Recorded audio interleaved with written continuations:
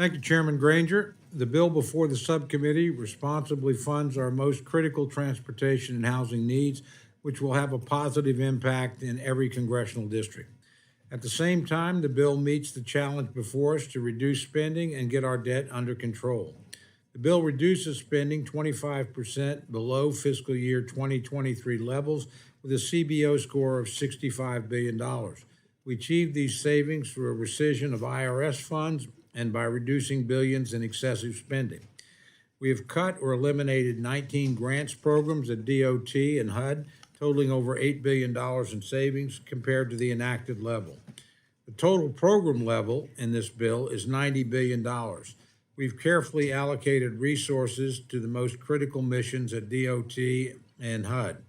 We prioritize transportation safeties, our railways, roads, and airways, and we ensure a responsible safety net with housing support for our most vulnerable citizens, especially the elderly, the disabled, veterans, and the working poor. And I'll take just a minute to highlight the investments in the bill before you today. Transportation. Transportation safety is our highest priority for DOT. I'm proud that we provide resources for the Federal Aviation Administration to right-size the air traffic controller workforce with funding to train 1,800 new controllers to backfill the retiring workforce and deploy air traffic controllers to understaffed facilities. We also provide full funding for the most critical air traffic control modernization programs. We all feel the impact of a strained air traffic control system. These investments will generate economic growth and ensure uninterrupted air service, which is critical for rural and remote communities. This bill provides $60 billion for highways and bridges through the Highway Trust Fund.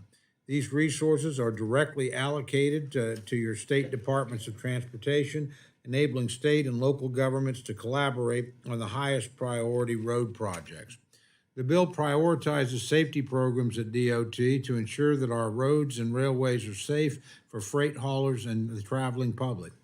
The bill supports DOT's maritime mission with full funding for security programs, which are part of the defense function, along with support for academies that train the next generation of mariners. Housing. The bill meets our fundamental responsibility to support our most vulnerable citizens who rely on housing assistance to live in dignity. These housing programs are run at the local level through public housing authorities, private landlords, and many faith-based organizations. We also support self-sufficiency programs that are run at the local level so that families can move up and out of rental assistance. Our housing assistance program should be a hand up rather than a handout. I've heard from members on both sides of the aisle on the importance of community development block grants, or CDBGs as they're known. So we provide the FY23 enacted level of $3.3 billion in this program, which supports programs like Meals on Wheels, Boys and Girls Clubs, and programs to combat homelessness. Native American programs. I'm also proud of the work we've done in this bill to meet our trust and treaty obligations to Native Americans. For years, HUD tribal housing programs languished with buying power eroded by inflation. At the same time, some of the housing on tribal lands has deteriorated to the point of being dangerous and uninhabitable.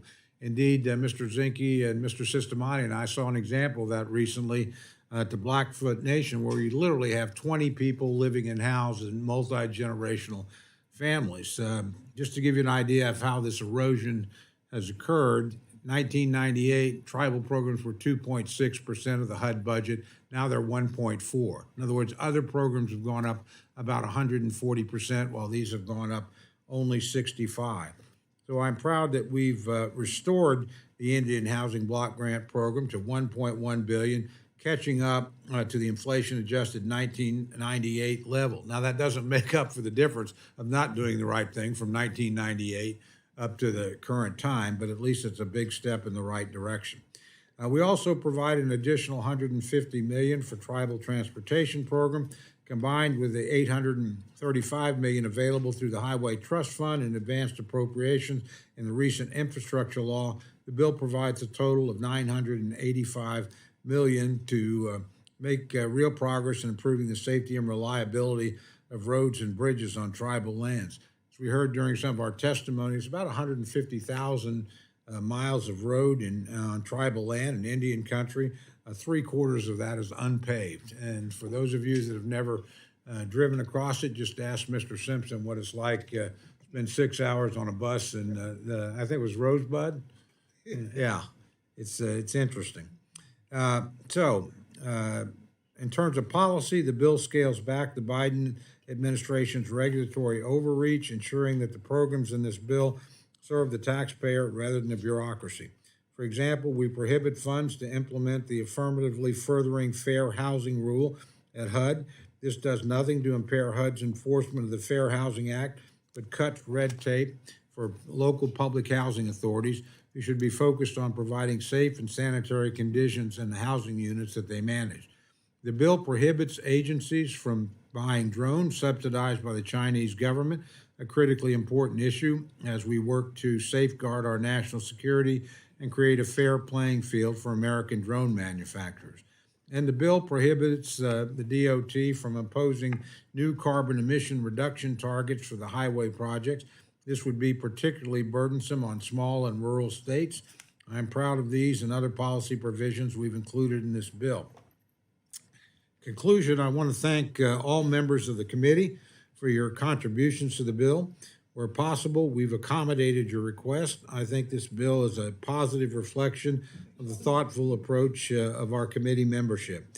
Finally, I want to thank my good friend, Ranking Member Quigley, for his partnership and thoughtful engagement as we developed the bill. Obviously, we don't always agree, but he's always agreeable and always constructive, and it's been a pleasure to work with him. Thank you, Madam Chair, for your support and your leadership. I'm very proud of how you've led this committee in a divided and polarized Congress, and I think the fact that bills are moving is a tribute to your leadership. And I thank Ranking Member DeLaura for your leadership. It's good to be with you again on the dais. It seems almost natural after our 8 years together at Labor HHS, where we were able to accomplish many things, never starting in the same place, but often ending in the same place. And finally, like every member here, I want to thank the staff on both sides of the aisle. Every member knows how dependent we are on staff, how critical they are. You know, every committee's proud of its staff. We all know we have the best committee staff. So I couldn't be more pleased. Just don't tell my staff on rules that I said that.